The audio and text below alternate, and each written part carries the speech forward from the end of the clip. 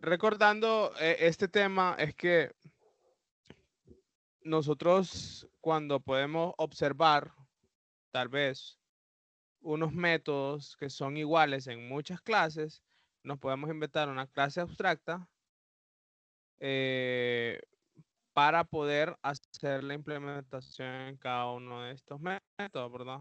No necesariamente tiene que ser del mundo real, simplemente yo, si miro algo que es bastante repetitivo en las clases, aunque no sean del mismo tipo, por ejemplo, decir una clase cuenta bancaria con una clase de, de préstamos, por ejemplo, y miro cosas que son similares y que no van a cambiar, entonces yo me puedo inventar una clase abstracta, ¿verdad?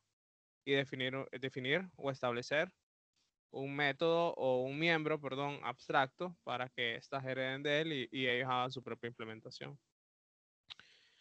Entonces, con frecuencia, cuando se diseña un modelo orientado a objetos, es útil introducir clases a cierto nivel que pueden no existir en la realidad, pero son construcciones conceptuales útiles. Por ejemplo, cuando ustedes hacen una base de datos o están trabajando con una base de datos, siempre van a tener una clase ID, por ejemplo. Entonces, es algo que es bien repetitivo. Nos podemos crear una clase que se llame clase base y que posea sus atributos, ¿verdad? ID o nombre o descripción, por ejemplo, si se va a repetir en todas o en muchas clases hijas, ¿verdad? Estas clases se conocen como clases abstractas. Recuerden de las cosas importantes que una clase abstracta no se instancia. Una clase abstracta normalmente ocupa una posición adecuada en la jerarquía de clases que le permite actuar como un depósito de métodos y atributos compartidos para las subclases de nivel inmediatamente inferior. Las clases abstractas no tienen instancias directamente. Bueno, en el ejemplito que hicimos ese día, ustedes vieron que cuando yo intentaba hacer new, inmediatamente me saltaba una excepción, ¿verdad? Que yo no podía hacer eso porque la clase era abstracta. Sin embargo, no quiere decir que no la puedo utilizar. Si la puedo utilizar, eh, pues enviándole un objeto como una referencia, ¿verdad? Y luego simplemente utilizar los métodos que tiene esa clase abstracta y él va a detectar inmediatamente qué implementación hacer dependiendo de la referencia que yo le mande. Para no perderlos, si nos llevamos acá a nuestro programa de consola, en esta última parte que fue donde nos quedamos, yo no, si ustedes ven ahí, yo solamente estoy haciendo una variable que se llama impresora genérica y a esa impresora genérica le estoy igualando impresora 1. ¿Qué quiere decir esto? Que yo estoy asignándole una referencia a impresora genérica y luego estoy mandando a llamar un método que se llama inyectar tinta y la implementación que me va a traer de inyectar tinta va a ser el cual yo lo estoy referenciando en ese momento, que en este caso es esta variable que se llama impresora 1, que es de la clase que impresora matricial. Entonces, ¿qué va a hacer él? Él, al momento de llamar este método, inyectar tinta, lo que va a traerme es la implementación de esa impresora matricial. Si yo cambiase esto acá y yo dijera, por ejemplo, impresora 2, que es de la clase impresora flujo continuo, entonces me va a traer la implementación de esa impresora de flujo continuo. Entonces acá ya se va observando un tema polimorfismo, ¿verdad? Que es esa capacidad de poder o de que un miembro se esté comportando de distinta manera de acuerdo a la referencia que yo le esté pasando. Esto no se puede hacer si yo no aplico esta estructura que yo estoy teniendo acá, que es la aplicación de clases abstractas. No lo podría hacer. Imagínense que yo me creo unas clases que tengan igual nombre en sus métodos y yo quisiera hacer esto que tengo acá, definitivamente no lo puedo hacer porque la vía para hacer polimorfismo es mediante esta aplicación de clases abstractas o también por otro lado, y más adelante, el uso de interfaces, ¿verdad?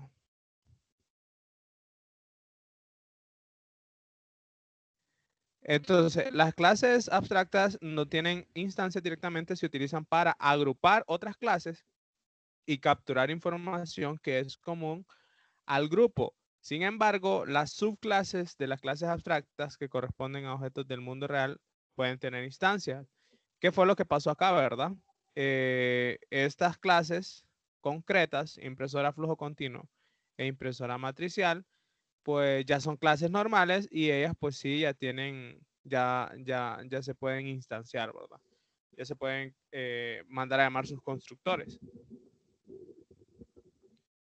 Ok, sigamos. Creo que el panorama se va aclarando un poco más.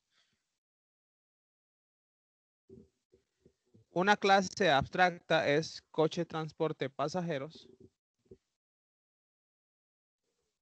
No sé con qué lo están relacionando acá. Bien. Una subclase es SIT, que puede tener instancias directamente, por ejemplo, coche 1 y coche 2. Una clase abstracta es una clase que sirve como clase base común, pero no tendrá instancias. Una clase abstracta puede ser una impresora, que fue el ejemplo que hicimos, ¿verdad? Impresora de chorro de tinta, impresora matricial, y la clase abstracta es impresora, ¿verdad? Entonces, todo lo que sea común entre ellos, yo lo puedo subir un nivel más y mandarlo a impresora.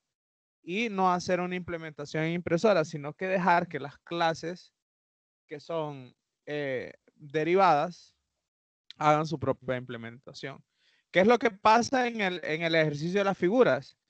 Se recuerdan que nosotros teníamos un montón de figuras y cada una de ellas hacía el cálculo de su área de distinta manera. Entonces, yo no podría hacer una implementación en figura del cálculo de área porque cada una de las que me va a heredar a mí, el cálculo, la forma que se hace el cálculo es diferente. Entonces, lo que puedo hacer yo es crear una clase abstracta llamada figura, hacer un método que se llame calcular área, hacerlo, marcarlo como abstracto y que cada una de las clases haga su propia implementación. ¿Y cómo se hace esto? Pues a través del marcador override, ¿verdad? Que lo que nos permitía era sobreescribir los métodos del padre.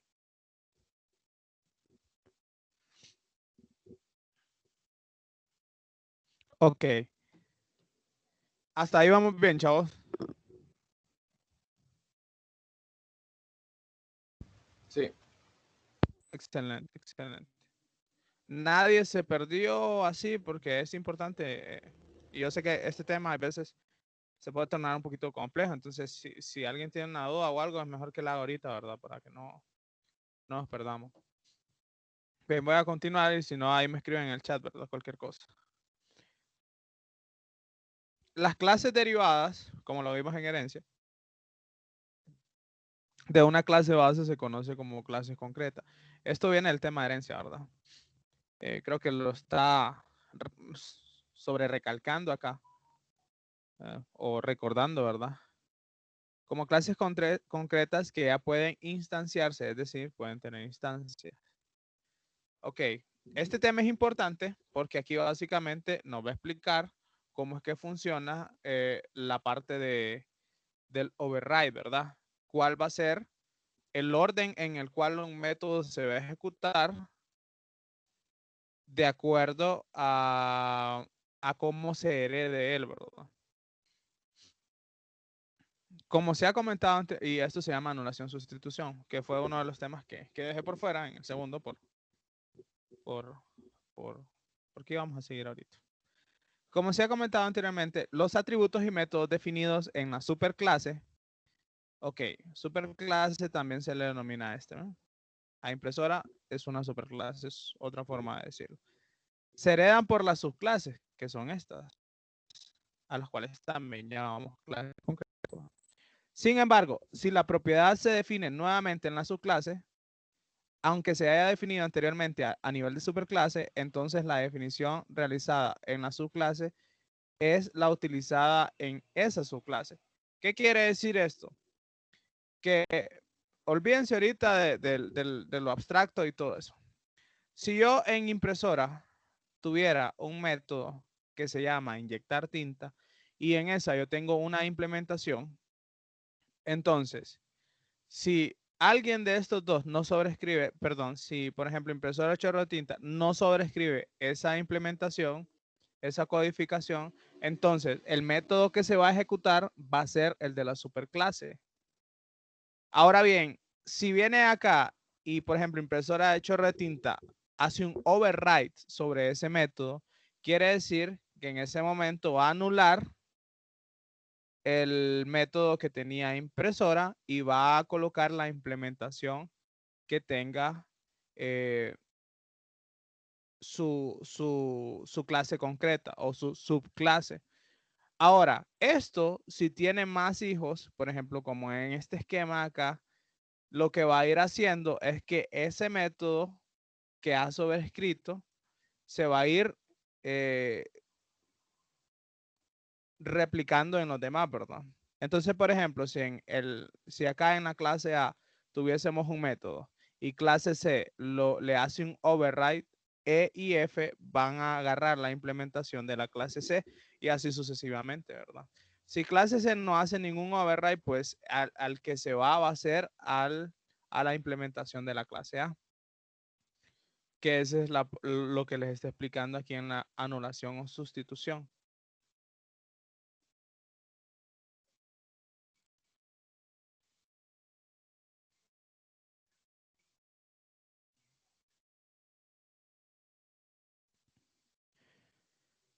Bien, entonces se dice que anulan las correspondientes propiedades de la superclase. Esta propiedad se llama anulación o sustitución, overriding. Y de hecho de ahí se origina la palabra esa de override, ¿verdad? De este concepto que se tiene acá. Entonces, en este caso, pues como mi clase es una clase abstracta, pues acá no, las clases abstractas no tienen ninguna implementación, entonces siempre voy a tener que hacer override. Este es el otro caso cuando son clases normales que heredan de otras clases. Entonces, si es una clase normal que no es abstracta, por ejemplo, puede tener su implementación y si yo la quiero anular, pues entonces le voy a aplicar la palabra override. Eso va a hacer que sustituya la implementación que tenía mi clase padre, ¿verdad? Creo que nosotros habíamos hecho un ejemplo de eso. Creo que acá en herencia, en change request y word item, ¿verdad? Ok, sí, lo habíamos hecho. Acá, correcto. Miren, chain request, vamos a ver word item. Este word item es una clase normal, ¿sí? Que por concepto hereda de una clase object, ¿verdad? O sea, todas las clases heredan de ahí. Vamos a ver este.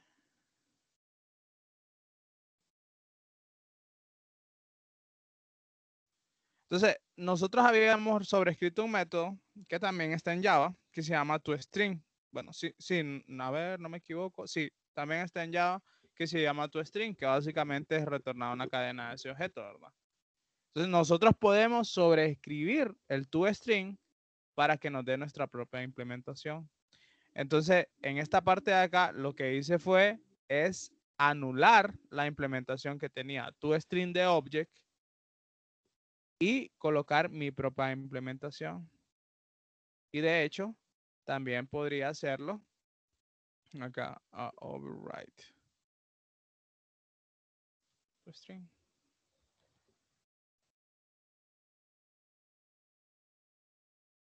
Y acá podría hacer otra implementación. Change request.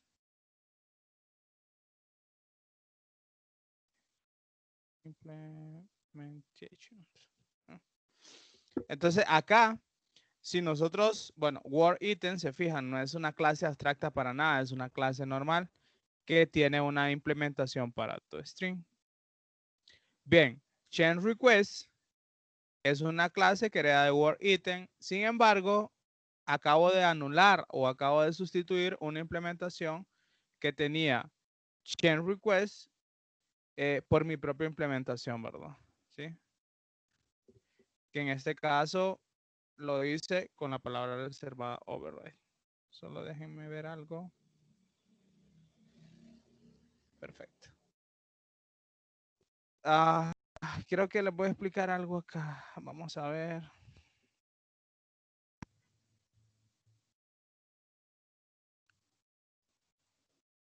Alright.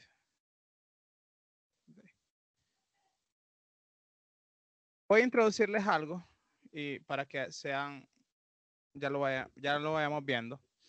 Hay un modificador, bueno, una palabra reservada, perdón, que se llama virtual. ¿Qué hace virtual? Virtual básicamente es que en una clase normal, no abstracta, miren, esta es una clase normal, ¿verdad? Si yo lo marco con virtual, lo que hago es que estoy poniendo a disposición este método para que las clases que heredan de él también tengan la capacidad de sobreescribirlo. Pero esto es con clases que son normales, ¿verdad? Ahora bien, si yo le hago override acá, yo puedo sobreescribir el método update, que fue el que marqué como virtual. Acá está. ¿Lo vieron?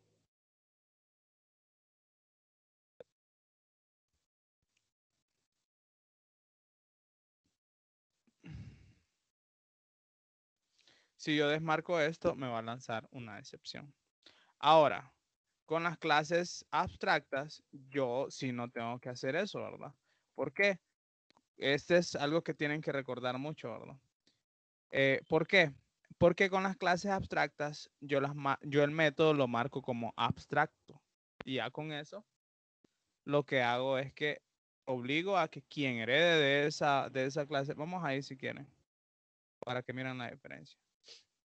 Ven que acá la clase la marco como abstract y el método lo marco como abstract. Entonces yo con esto básicamente estoy diciendo que quien herede de mí va a tener que hacer esa implementación, ¿verdad? Pero si es una clase que no es abstracta, le pongo el marcador virtual.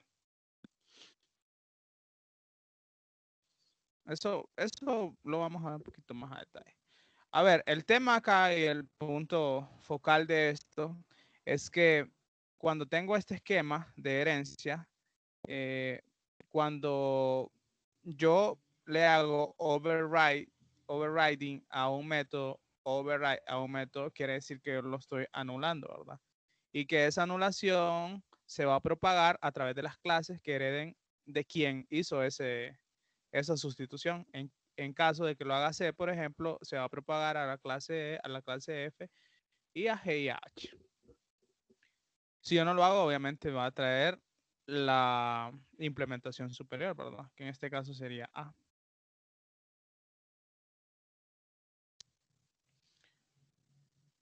Supongamos que ciertos atributos y métodos, bueno, esto yo estoy hablando de miembro, ¿verdad? Entendiéndose que también se aplica a atributos y a métodos. Supongamos que ciertos atributos y métodos definidos en la clase A se redefinen en la clase C. Las clases E, F, G y H heredan estos atributos y métodos. La cuestión que se produce es si estas clases heredan la de la clase C. El convenio adoptado es que un atributo o método, y este es como el corazón de esto, ¿verdad? Se redefine en un nivel de clase específico, entonces cualquier hijo de esta clase o sus hijos en cualquier profundidad utilizan este método o atributo redefinido, lo que estábamos discutiendo anteriormente.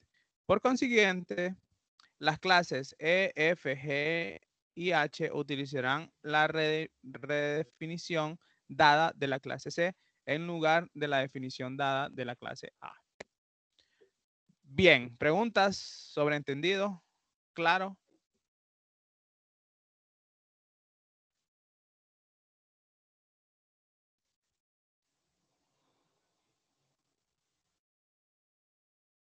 Asumo que sí. Ok, siguiente tema, sobrecarga. La sobrecarga es una propiedad que describe unas características adecuadas que se utilizan, que utiliza el mismo nombre de operación para representar operaciones similares que se comportan de modo diferente cuando se aplican a clases diferentes. Por consiguiente, los nombres de las operaciones se pueden sobrecargar. Esto es, las operaciones se definen en clases diferentes y pueden tener nombres idénticos, aunque su código de programa pueda diferir.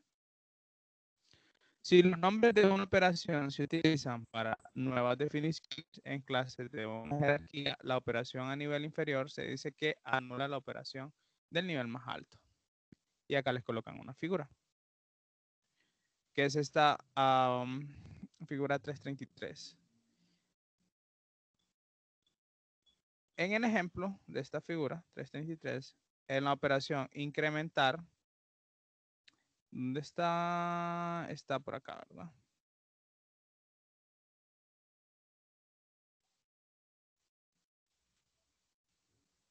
Está sobrecargada en la clase empleado. Salario, está sobrecargada en la clase empleado y la subclase administrativo. Por acá, ¿verdad? Acá está.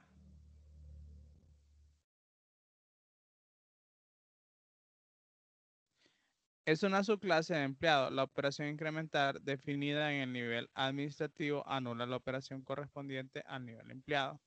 En ingeniero, la operación incrementar se hereda de empleado. Por otra parte, la sobrecarga puede estar situada entre dos clases que no estén relacionadas jerárquicamente. Por ejemplo, cálculo de comisión está sobrecargada en administrativo. ¿Qué es esto?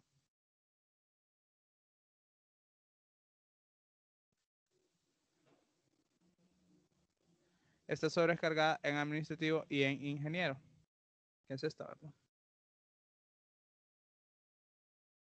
Cuando un mensaje, calcular comisión, se envía al objeto ingeniero, o sea, cuando yo doy ingeniero.calcular comisión, lo que va a hacer es esta operación, ¿verdad? Multiplicar ese 5% por esa variable de presupuesto que tiene ahí. La operación correspondiente asociada con ingeniero se activa.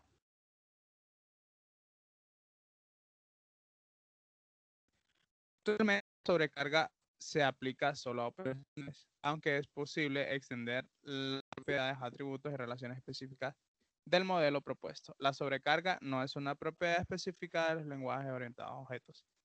Eh, el más claro ejemplo de un operador sobrecargado o de lo que significa la sobrecarga en realidad es que ustedes tienen un operador que es el símbolo más, el cual se puede comportar de dos maneras. Puede servirles para concatenar o puede servirles para sumar.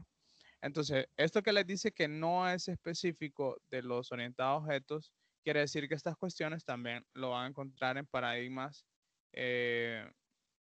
funcionales, por ejemplo. Para darles un ejemplo así, en los lenguajes de bases de datos, ustedes poseen este operador sobrecargado. También lo van a encontrar en JavaScript, por ejemplo, que tienen ese operador sobrecargado. Lenguajes como C, Pascal, soportan operaciones sobrecargadas.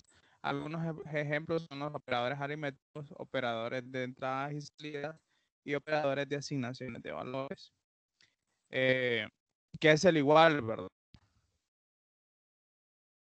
En la mayoría de los lenguajes, los operadores aritméticos, el más, el menos y el asterisco, se utiliza para sumar, restar o multiplicar números enteros o reales. Estos operadores funcionan incluso aunque las implementaciones aritméticas entera y real, coma flotante, sean bastante diferentes. El compilador genera código objeto para invocar la implementación apropiada basada en la clase entera como coma flotante de los operandos. Así, por ejemplo, las operaciones de entrada y salida se utilizan con frecuencia para leer números enteros, caracteres o reales. Acá en Pascal, real se puede utilizar siendo X un entero, un carácter o un real. Naturalmente, el código máquina real ejecutado para leer una cadena de caracteres es muy diferente del código de máquina para leer enteros. ReadX es una operación sobrecargada que soporta diferentes. Otros operadores, tales como los de asignación, este punto igual, que creo lo van a encontrar en Python, si no estoy, creo que estoy mal. Este operador lo pueden encontrar en Oracle, si no mal recuerdo. O el igual, este es un operador de asignación, entonces por ahí si lo miran en algún lenguaje, es también asignación. Que lo común es que tengamos el igual, ¿verdad? Como en C#. Un operador de asignación. Cuando voy a asignar un valor. Uy, me perdí por acá.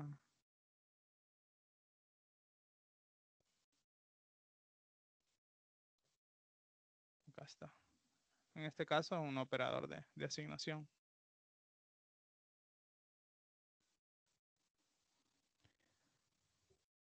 Los lenguajes de programación convencionales soportan sobrecarga para algunas de las operaciones sobre algunos tipos de datos enteros reales y caracteres. Los sistemas orientados a objetos dan un poco más en la sobrecarga y hacen disponible para operaciones sobre cualquier tipo de objeto. Por ejemplo, en las operaciones binarias se pueden sobrecargar para números complejos, arrays, conjuntos o listas que se hayan definido como tipos estructurados o clases. Así, el operador binario se puede utilizar para sumar las correspondientes partes reales imaginarias de los números complejos. Si A1 y A2 son dos arreglos y de enteros, se puede definir A le asigno A1 y A sub 2.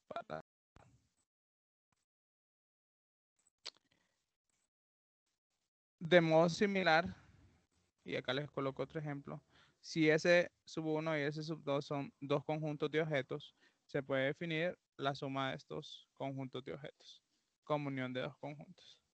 ¿Cómo se asocia a una operación particular a un mensaje o un método? La respuesta es mediante la ligadura dinámica, dynamic binding, que se verá posteriormente. Ok, este es como la previa, ¿verdad? De lo que se viene. Estamos construyendo o contextualizando esto para ver cómo utilizamos polimorfismo. Ligadura dinámica. Los lenguajes orientados a objetos tienen la característica de poder ejecutar ligadura tardía, dinámica, al contrario de los lenguajes imperativos que emplean ligadura temprana o estática. Por consiguiente, los tipos de variables, expresiones y funciones se conocen en tiempo de compilación para estos lenguajes imperativos. O sea que cuando yo voy a correr un programa, los tipos de datos se tienen que conocer o los tipos de objetos se tienen que conocer cuando yo compile ese programa en esos tipos de lenguajes. La ligadura estática.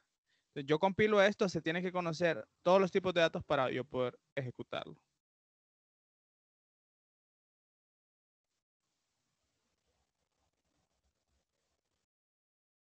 Consiguiente, los tipos de variables, expresiones y funciones se conocen en tiempo de compilación. Esto es muy importante para los lenguajes imperativos. Esto permite el enlazar entre llamadas a procedimientos y los procedimientos utilizados que se establecen cuando se cumple el código. En un sistema orientado a objetos, este requeriría el enlace entre mensajes y que los métodos se establezcan en tiempo dinámico. En el caso de la ligadura dinámica o tardía, el tipo se conoce directamente al objeto. Por consiguiente, el enlace entre el mensaje y el método asociado solo se puede conocer en tiempo de ejecución. La ligadura estática permite un tiempo de ejecución más rápido que la ligadura dinámica, que necesita resolver estos enlaces en tiempo de ejecución. Sin embargo, en la ligadura estática se ha de especificar en tiempo de compilación las operaciones exactas a que responderá una invocación del método o función específica, así como conocer sus tipos. Voy a terminar de leer y ya les explico. Por el contrario, en la ligadura dinámica simplemente se especifica un método en un mensaje y las operaciones reales que realiza este método se determina en tiempo de ejecución. Esto permite definir funciones con métodos virtuales. Les voy a hacer la siguiente pregunta. Quiero que observen acá.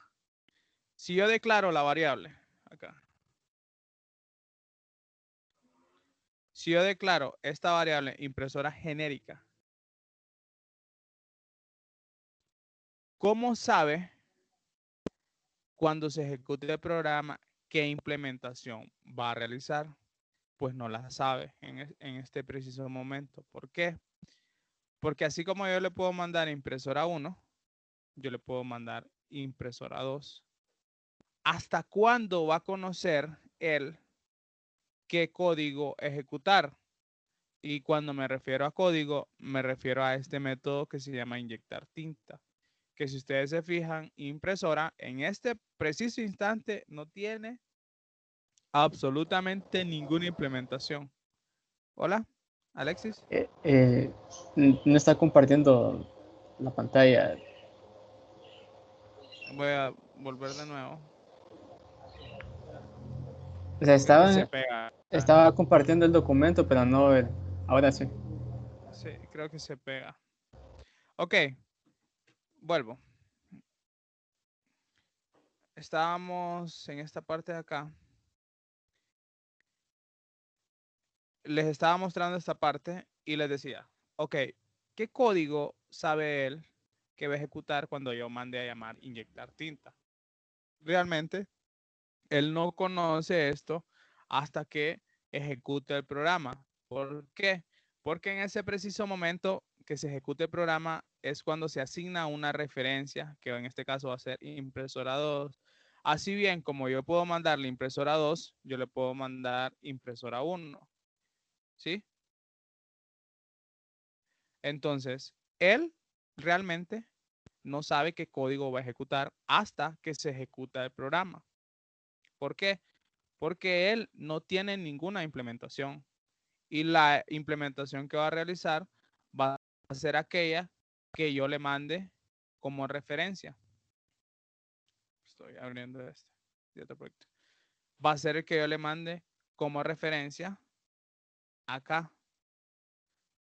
Entonces, para impresora 1 no hay ningún tipo de problema porque inyectar tinta se sabe cuál es la implementación que va a hacer. Es de la clase impresora matricial, inyectar tinta, ya tiene su implementación. Igual, del objeto impresora 2, asimismo, ya tiene su implementación, que es este código que tenemos escrito acá. Sin embargo, impresora genérica, inyectar tinta, pues no se sabe qué implementación va a tener hasta que yo le asigne la referencia. Entonces, ahí con eso está relacionado lo que es la ligadura dinámica, que es conocer esa implementación en tiempo de ejecución. Como decían ahí, hay dos tipos de ligadura, ¿verdad? Una que es estática y una que es dinámica. La estática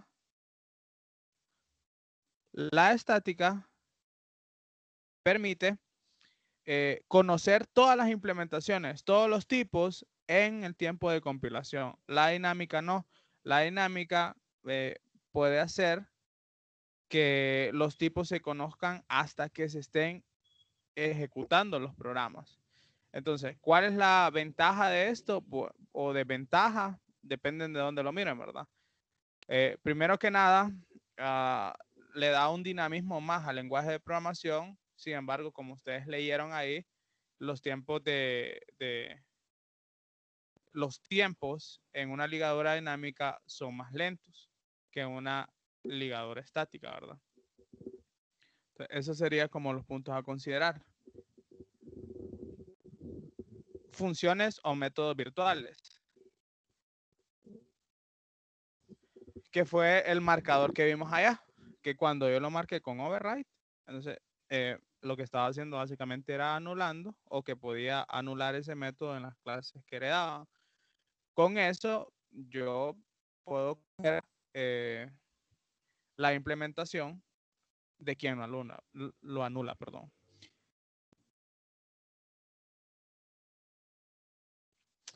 Voy a leer de nuestro párrafo porque para cerrar la explicación. Por el contrario, en la ligadura dinámica simplemente se especifica un método en un mensaje, y las operaciones reales que realizan este método se determinan en tiempo de ejecución. Esto permite definir funciones o métodos virtuales. Nuevamente, simplemente se especifica un método de un mensaje y las operaciones reales se conocen después. ¿Qué estoy haciendo con clase abstracta? Aquí la tenía. Solamente estoy definiendo la estructura de ese mensaje.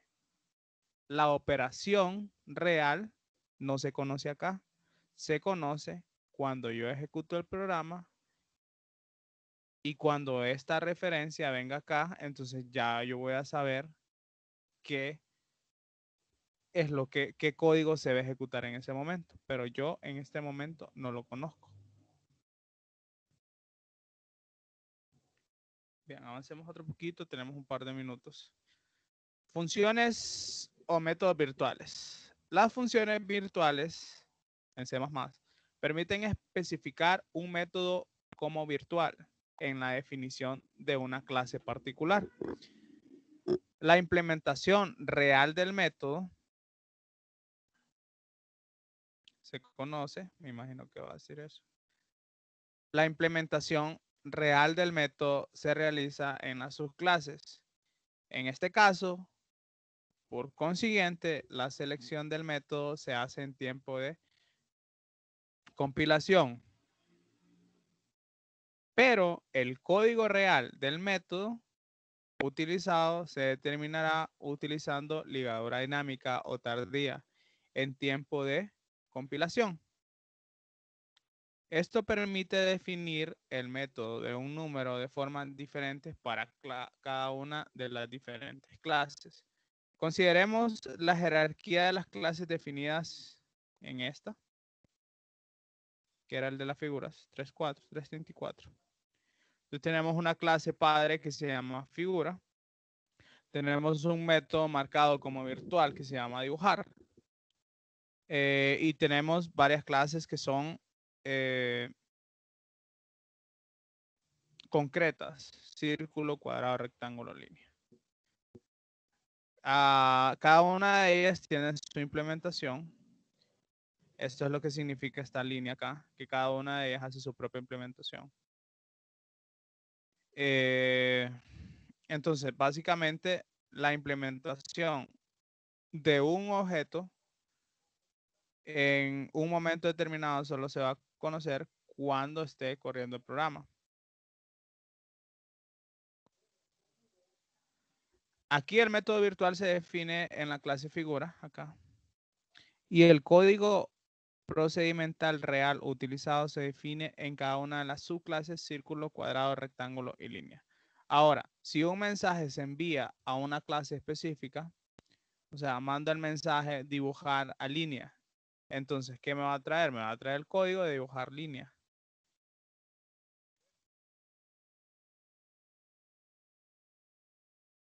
Se envía a una clase específica, se ejecuta el código asociado con ella. Esto contrasta con el enfoque más convencional que requiere definir los procedimientos por defecto con nombres diferentes, tales como dibujar círculo, dibujar cuadrado, etc. También se requerirá utilizar una llamada al nombre de la función específica cuando sea necesario.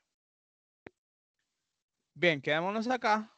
Si no tienen preguntas, mañana vamos a leer esta sección de polimorfismo y qué es lo que hace y cuál es la ventaja que nos da.